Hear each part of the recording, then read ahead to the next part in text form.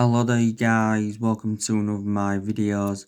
On this video I am going to be giving you my player ratings from our 2-1 win against Lask Linz yesterday night in the last 16 of the Europa League second leg at Old Trafford. So let's get on with it. So I'm going to give Sergio Romero a 7. I thought Sergio Romero did quite well in goal. Like I said, I think he did make a few good saves. Obviously, couldn't keep out Philip Weinsinger's goal. But to be fair to him, that was a very, very good goal. Was it like 25 or 30 yards out? I did say, didn't I, that Sergio Romero would have started that game against Lask Linz. I think there's a possibility chance that Sergio Romero could leave Manchester United in this summer transfer window. Because when we do recall Dean Henderson from his loan, Sergio Romero will be our third choice goalkeeper. It was only his second appearance yesterday since the restart. And this has been Sergio Romero's 5th season at Manchester United. Obviously, we did get him from San Pandora back in 2015 on a 3 transfer. Romero obviously plays in our cup games anyway. He did play in all of our FA Cup games apart from the FA Cup semi-final. Romero's got a year left on his contract, but there is an option of a further year. If we are to sell him in this summer transfer window, I think we would demand around £5 or £6 million for him. But like I've said to you, I think we need to put Dean Henderson as our number 1 for next season. Because I do believe now, from my own perception, that Dean Henderson has got that experience behind him. Because he's enjoyed 2 successful loans with Sheffield United. And he has been Sheffield United's player of the season. Now, Dean Henderson has obviously, warned Man United that he either gets put as number 1 or he wants to be sold. And I think he's set to hold talks with Ole Gunnar Solskjaer. So Dean Henderson will want to leave if he's not going to be guaranteed to be number 1 for next season. Obviously, Dean Henderson's still got a contract with us until 2022. There were stories coming out from Sky Sports the other week saying that our contract talks with Dean Henderson had hit a crucial stage. And he said his future will be clearer in the next couple of weeks. He did mention that we're hoping to get Dean Henderson a 5-year contract at the football club. And he also mentioned that he could be one of the highest paid goalkeepers in Europe.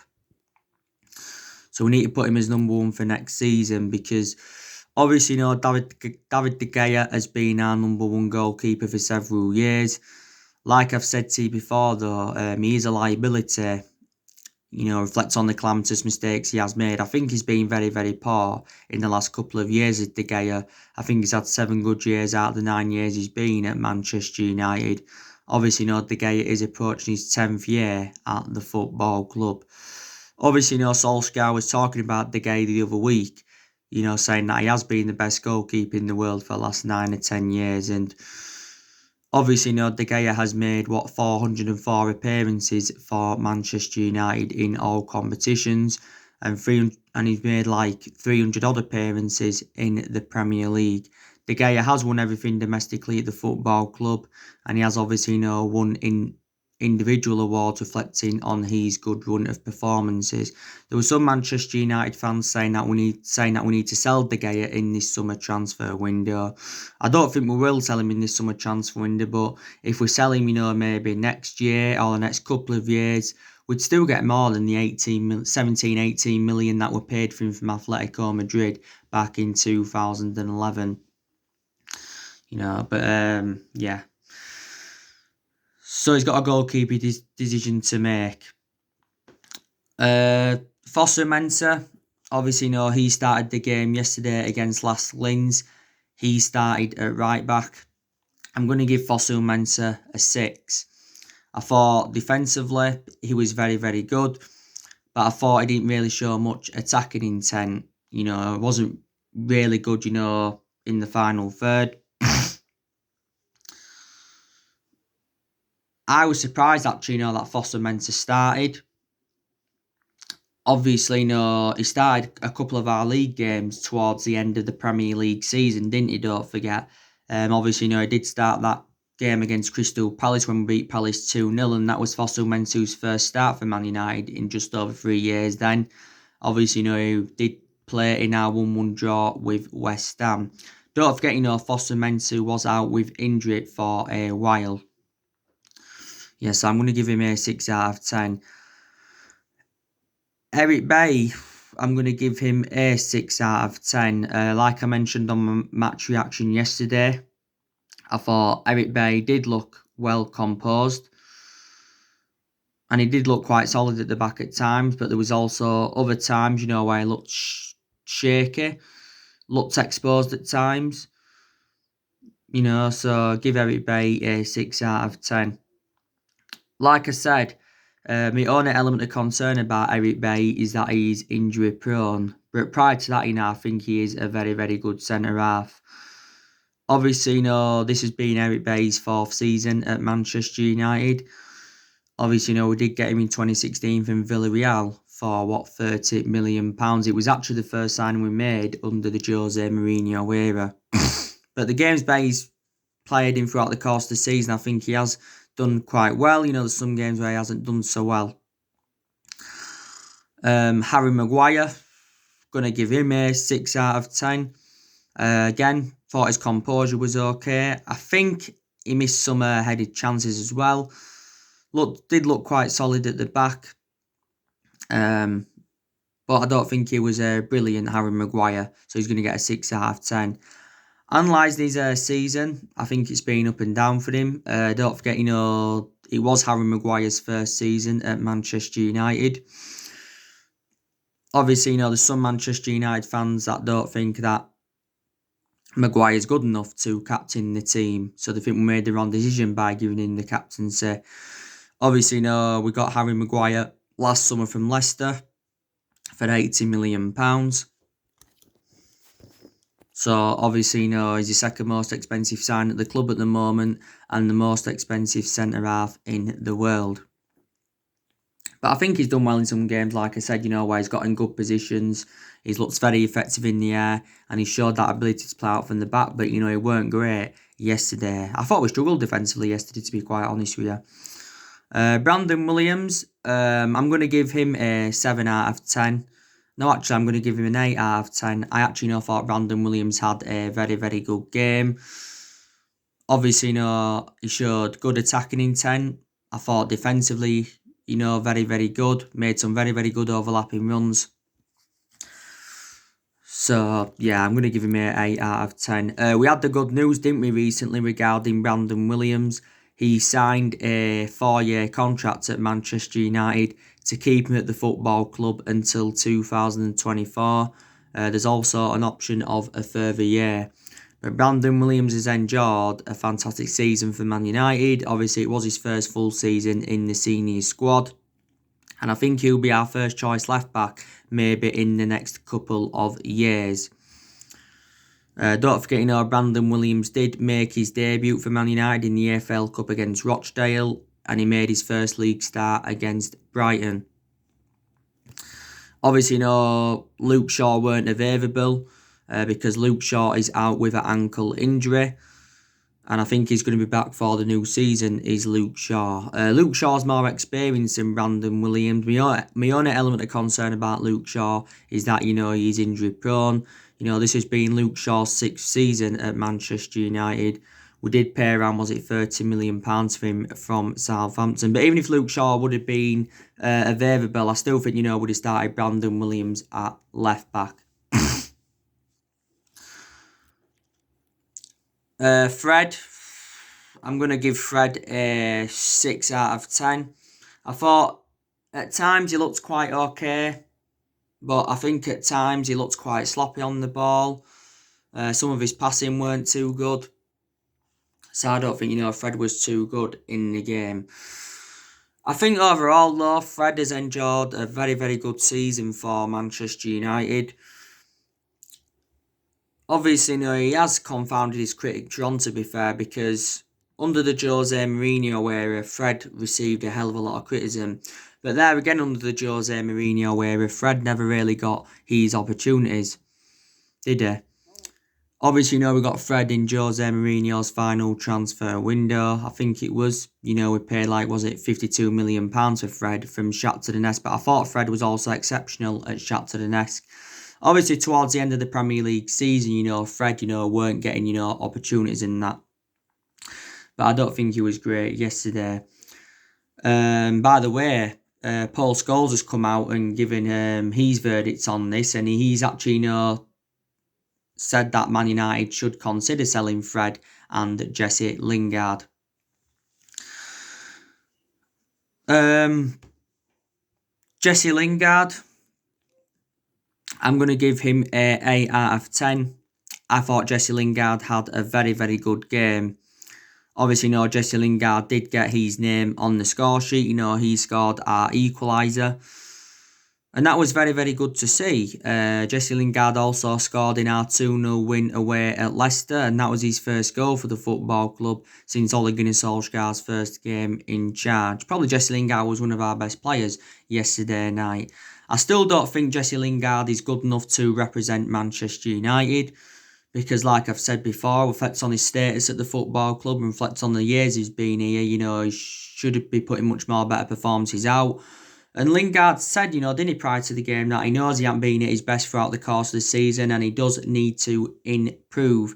There is still a slight chance that Lingard could be at the football club for next season, but I think, we obviously need to sell him. Obviously, in these Europa League games now, Lingard is going to get more opportunities. And to be fair to Lingard, he did take his goal well. And I thought he showed some very, very good attacking intent. So Lingard's going to get an 8 out of 10.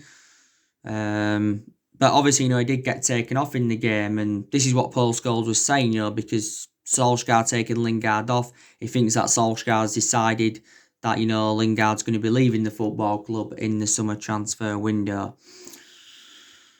Scott McTominay, I'm going to give him a 6 out of 10. I think, he did have, one chance in the game. I thought at times he did look okay, but at times, he did look a bit off the pace. Scott McTominay, I think he's enjoyed a very, very good season for Manchester United. Obviously, he had that ankle injury, don't forget, earlier on in the season. But I think McTominay is a foreseeable future for Man United. Obviously, towards the end of the Premier League season, same thing with Fred. McTominay, weren't getting starts because obviously, Matic were getting there ahead of McTominay and Fred towards the end of the season. Daniel James, I'm going to give him a 5 out of 10. I thought very, very poor performance from Daniel James. And I think, Man United are considering loaning Daniel James out for next season. Because obviously, towards the end of the Premier League season, Daniel James, weren't getting game time under his belt. Obviously, Mason Greenwood was getting there ahead of Daniel James. I think he enjoyed a good season for Man United. Obviously, he played a good 30-odd games for us throughout the course of the Premier League season. We did get Daniel James from Swansea for £15 million last summer. But obviously, it was his first season at the football club. Juan Mata, I'm going to give him a 7 out of 10. I also thought Juan Mata had a very, very good game. Obviously, he got the assist. He got both the assists for both goals. And I had a feeling, that Juan Mata would have started. Juan Mata obviously, doesn't get a lot of starts now at Manchester United. But when he does get his chances, he does really, really well, like I mentioned before. Juan Mata's been a long servant at the football club. This has been his 6th season at Manchester United. Obviously, we got him from Chelsea back in 2014 for just under £40 million. And he's now in his 30s, he's Juan Mata. Anthony Martial, I thought when he came on, he did well. So I'm going to give him a 7 out of 10. Obviously, Martial was the one that scored our second goal. That was his Martial's 23rd goal of the season, I think, in all competitions. And Martial has enjoyed a very, very good season for Manchester United. Like I said to you before, I think Martial has enjoyed 2 good seasons out of the 5 seasons he's been at the club. He's done well this season under Solskjaer, and he did very, very well in his debut season under the Louis van Gaal era. We did pay, around £36 million for Martial from Monaco back in 2015. Throughout the course of this season, we know that Anthony Martial has been playing in that number 9 role, even though that's not his predominant position. So he did very, very well when he came on. Odin Ighalo, he obviously, started the game. I don't think Ighalo got enough service in the game. I think Ighalo was the player that registered our first shot on target. I think our first shot on target didn't come until the second half of the game. So he weren't really in the game, Odin Ighalo. Obviously, we did get Ighalo on deadline day in January. The main explanation why we got him in was we obviously, reflecting on Rashford's injury, because at the time we got Ighalo in, Marcus Rashford is still out with that back injury. Ighalo was our top goal scorer in the FA Cup this season. Don't forget, just before the resumption of the season, we had extended Odin Ighalo's loan until January 2021. We have no option to buy Ighalo, or there's no obligation to buy, so I think after his loan, he'll probably go back to Shanghai Shenhua, unless we're in negotiations over possibly, getting Odin Ighalo permanently. But, yeah. Tiedemann Menge, obviously, he came on in the game. It was good to see him make his debut for Manchester United. Can't really give him a rating because I don't think he was on the pitch long enough, to give him a rating. But still good to see him come on. Also, too, Tahith Chong came on in the game, and I thought Tahith Chong made an impact when he came on, to be fair. He came on as left-back, did Tahith Chong. We also saw Paul Pogba come on in the game, and I don't think he made the best of impacts when he came on, Paul Pogba. But like I said, didn't I, towards the end of the Premier League season, Paul Pogba did look a bit off the pace, didn't he? I thought towards the start of the resumption of the season, Paul Pogba did quite well. I thought he did well when he came on in the 1-1 draw with Tottenham. He did well in the Sheffield United game because he created the most chances in the Sheffield United game. He also did well in the Villa game. He did score in the Villa game, did Paul Pogba. That was his first goal for Man United since April 2019.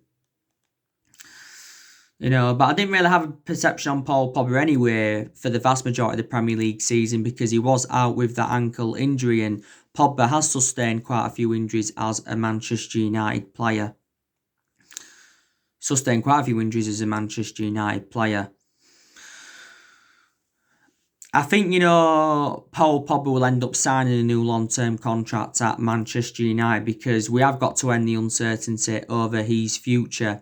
Now, don't forget, a few weeks before the season ended, Fabrizio Romano, who's reliable, he came out and said that Man United want to extend Paul Pogba's contract, and he said that his agent Mini Raiola is waiting for the offer. It also mentioned as well that Pogba was allegedly close to signing a 5-year contract at Manchester United. As it stands at the moment, Pogba's just got under a year left on his Man United contract, but the club do have an option to extend it for a further year.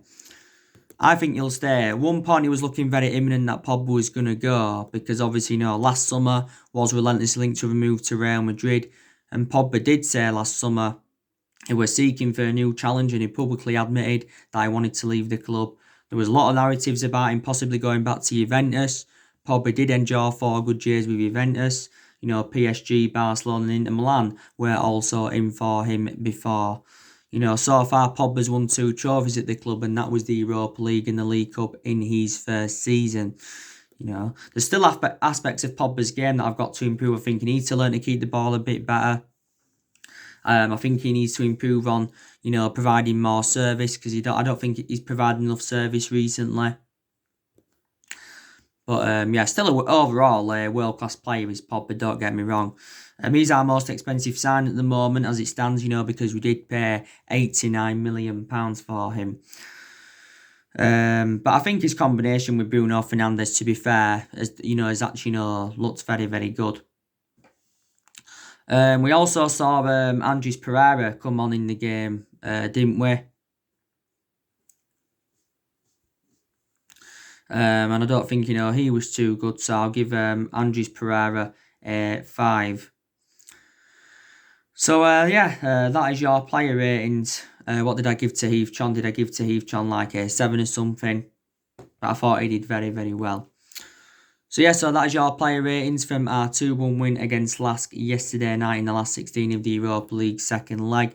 Obviously, Solskjaer had made several changes. Solskjaer made around 9 changes from our 2-0 win against Leicester.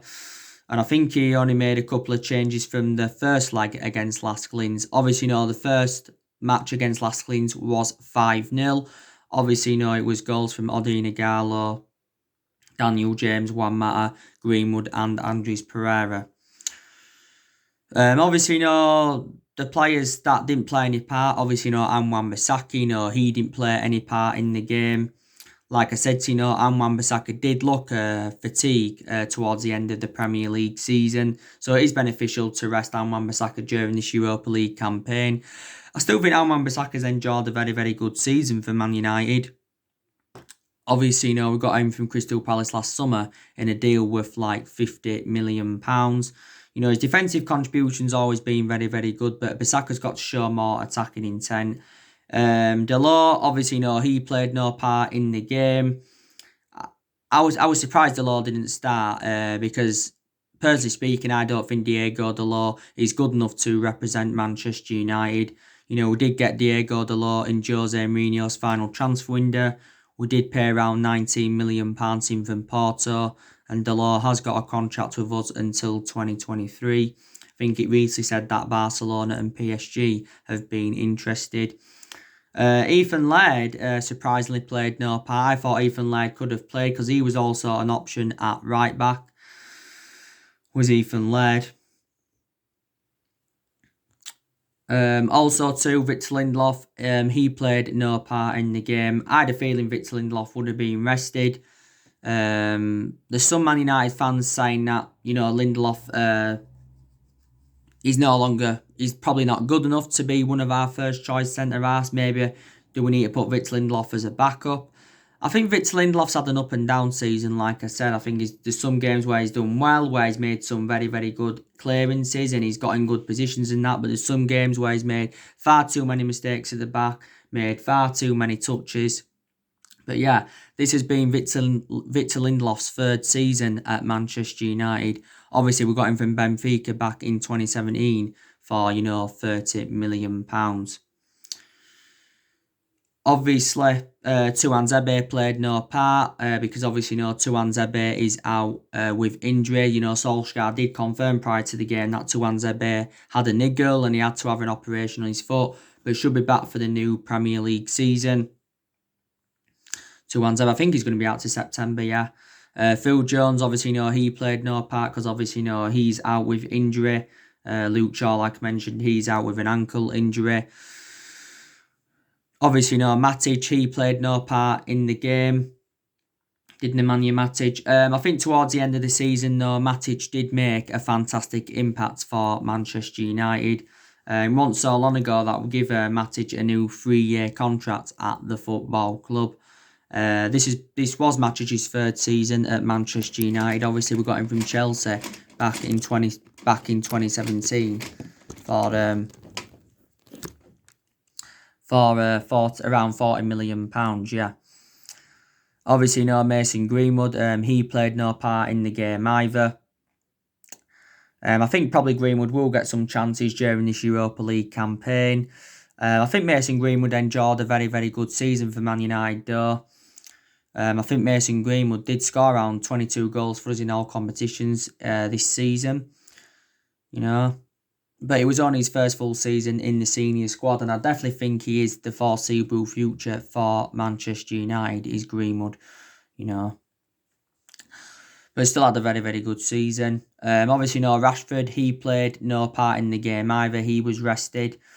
Rashford, I don't know really. I thought the start of the season didn't really make an impact. Then obviously, Marcus Rashford had got that back injury.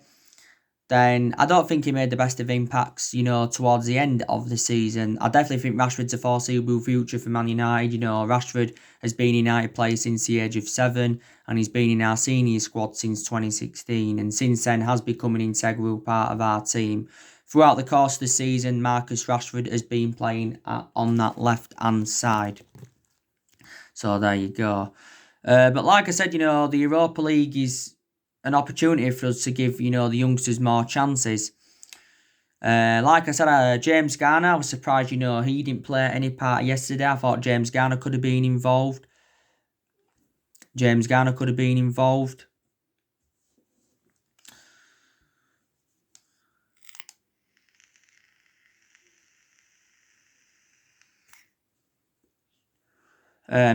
Galbraith, he was another player that said, that was another player that got mentioned who could have played the game yesterday against Lask Linz.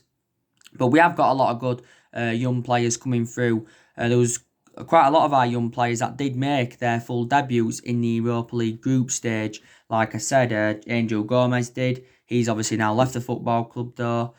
I think Ethan Laird did. James Garner made his full debut. Also too, Tahith Chon did. Dylan Levitt, he was also another one that made his full debut in the Europa League group stage, and he didn't play any part yesterday, surprisingly. But I think they'll get their opportunities, as it goes on. But we have now reached our 27th European quarter final, which is very, very good news. We have got FC Copenhagen in the quarterfinals of the Europa League, because obviously, Copenhagen did beat Istanbul Başakşehir by 3-0, and it was 3-1 on aggregate. I think the quarterfinals are going to be played on the 10th and the 11th of August. But yeah, so we beat Lask Linz on the night 2-1 at Old Trafford, and we beat them 5-0 in the first leg. So obviously, it was 7-1 on aggregate. We are actually, the favourites to win the Europa League.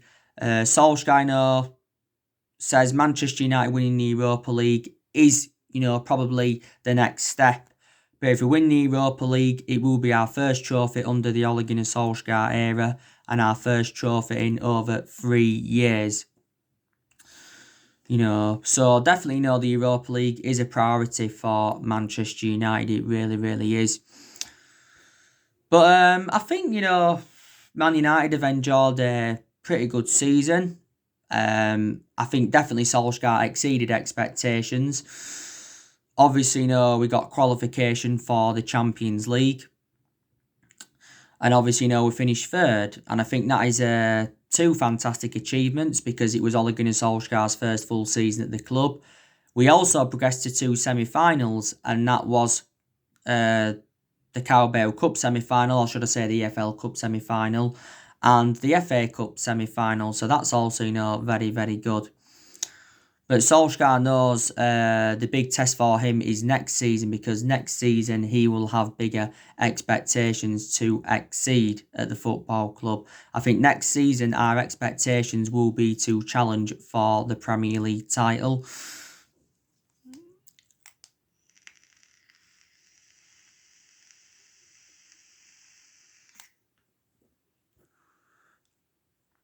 Because, like I said, this has been the 7th season now. We have failed to mount any kind of title challenge up, and we haven't won the Premier League since 2013.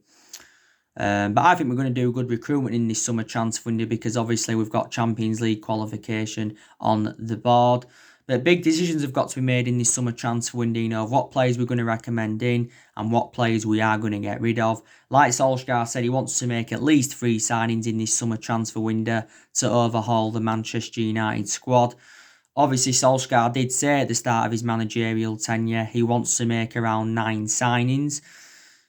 He agreed this with Mike Phelan. So far as it stands, Solskjaer's made 4 permanent signings at the football club and spent just over £200 million. And he's enjoyed 3 transfer windows, and this summer transfer window is his 4th transfer window in total at the football club.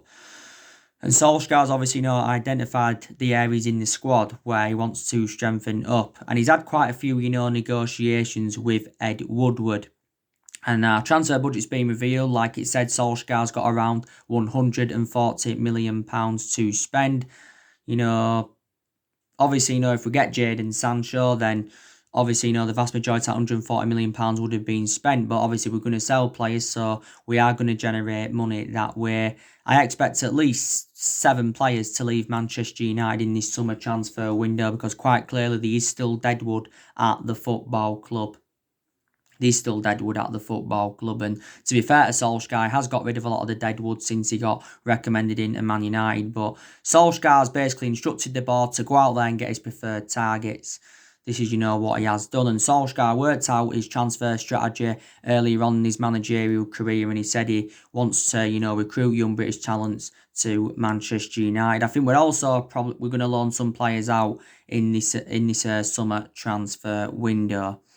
But I'm just delighted, that Solskjaer's proved his critics wrong, and he really, really has, because I was very critical of him earlier on in the season, and so too were a lot of Manchester United fans. Because earlier on in the season, we enjoyed our worst start ever to a Premier League season. At that point, Solskjaer was close to getting sacked as Manchester United manager and that, Like I said, Sanchez is going to Inter Milan. Solskjaer confirmed this yesterday after the game against Lask Linz, and he's given Sanchez all his best wishes. It's going to be made official today. Sanchez will be joining Inter Milan on a free transfer, so Inter Milan aren't going to pay anything for him. And I think he's signed a contract with Inter Milan until 2023, and Inter Milan are going to pay him around 130 grand a week after tax. So this is being confirmed. Inter Milan chef confirmed it recently, and Di Marzio and Fabrizio Romano also recently confirmed it and that. So it's good that we're getting rid of him permanently, because it will free up our wage bill completely. The news regarding Sancho. I think we've got much chance of getting Sancho now that we've got rid of Alexis Sanchez. But on my next video, I'll give you an update on some of the transfer news. So anyway, guys, that's everything to update you today. Drop your comments, likes below on the channel. If you do, consider subscribe as always, and take care. God bless. See you all again very, very soon. Thanks for watching.